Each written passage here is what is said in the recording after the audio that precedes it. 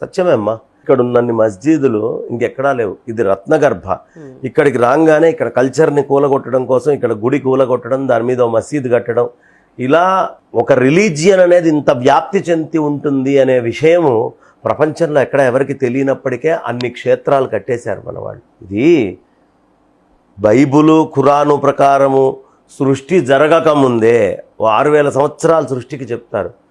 ముందే ఇక్కడ అద్భుతమైనటువంటి సివిలైజేషన్స్ ఉన్నాయి అనే విషయం, అంటే వాళ్ళకి ఇంకా సృష్టే జరగలేదు అనేటప్పటికే మనకి మహాక్షేత్రాలు కట్టబడి ఉన్నాయి. కాబట్టి ఈ దేశంలో ఉండే క్షేత్రాలని కూలగొట్టి ఈ దేశంలో ఇతరమైనటువంటి మన క్షేత్రాల మీద వేరేవి కట్టారు.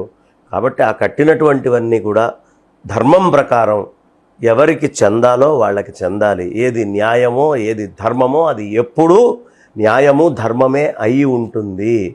కాబట్టి అలా చెందాలి అని మనస్ఫూర్తిగా నేను కూడా భగవంతుడిని ప్రార్థిస్తున్నామ్మా.